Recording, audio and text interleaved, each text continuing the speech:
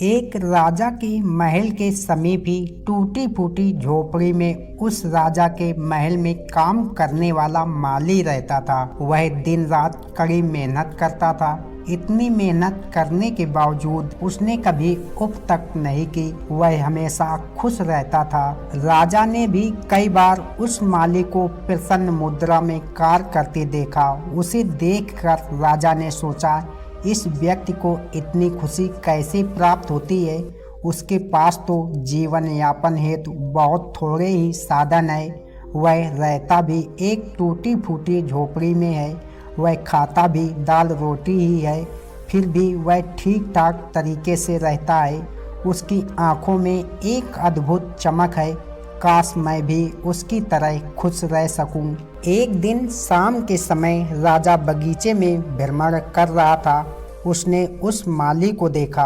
वह उस दिन का कार्य समाप्त कर अपना सामान बांध रहा था। उसके कपड़े मैले थे। वह ईश्वर का ध्यान करता हुआ उनकी स्तुति कर रहा था। यह देख राजा उसके पास गया। माली ने राजा को देखकर उनसे प्रणाम किया। राजा ने उसको अपने समीप बुलाया और कहा, मुझे तुमसे जलन होती है। तुम हमेशा खुश नजर आते हो। काश मैं भी तुम्हारी तरह खुश रह सकूं। तुम्हारे खुश रहने के पीछे क्या राज है? क्या तुम अपने विचार मेरे साथ नहीं बांटोगे?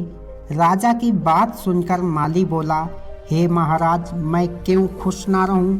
मुझे तो केवल 2 वक्त की रोटी और सोने के लिए थोड़ी सी जगह की आवश्यकता है। मुझे ईश्वर ने 2 हाथ प्रदान किए हैं, जिनसे काम करके मैं अपने जीवन यापन के लिए पर्याप्त धन कमा सकता हूँ। मैं दिन रात कड़ी मेहनत करता हूँ। जब मुझे भूख लगती है तो मैं रूखी सूखी खाकर भी गुजारा कर लेता हूँ। जब मैं सोकर सवेरे उठता हूँ तो मैं अपने आप को तरोताज़ा तथा शक्ति से परिपूर्ण पाता हूँ। मैं अपना कार्य मन लगाकर करता हूँ। मैं हर दिन का संपूर्ण रूप से सदुपयोग करने में विश्वास रखता हूँ। मेरे लिए वर्तमान का समय ही महत्व रखता है। मैं भविष्य की चिंता कभी नहीं करता। राजा ने पूछा, लेकिन अगर तुम अस्वस्थ हो जाओगे तो तुम क्या करोगे? क्या तुम्हें भविष्य के बारे में भी विचार नहीं करना चाहिए? राजा की बातों का माली ने इस प्रकार उत्तर दिया, अगर मैं भविष्य के बारे में चिंता करने लग जाऊं तो मेरा मानसिक तथा शारीरिक रूप से नुकसान ही होगा। मेरी भूख खत्म हो जाएगी। मैं अस्वस्थ रहने लगूंगा।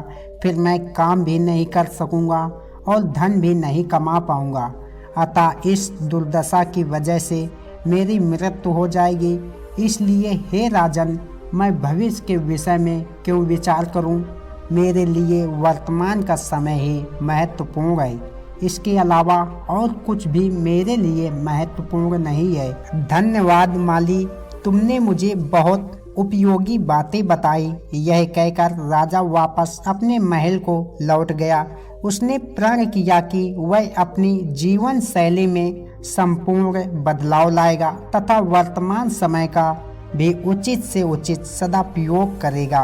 इस कहानी से हमें यह शिक्षा मिलती है कि हमें समय का संपूर्ण सदुपयोग करना चाहिए। भूत और भविष्य के विषय में विचार करके हमें व्यर्थ ही अपना वर्तमान नहीं गंवाना चाहिए। धन्यवाद दोस्तों।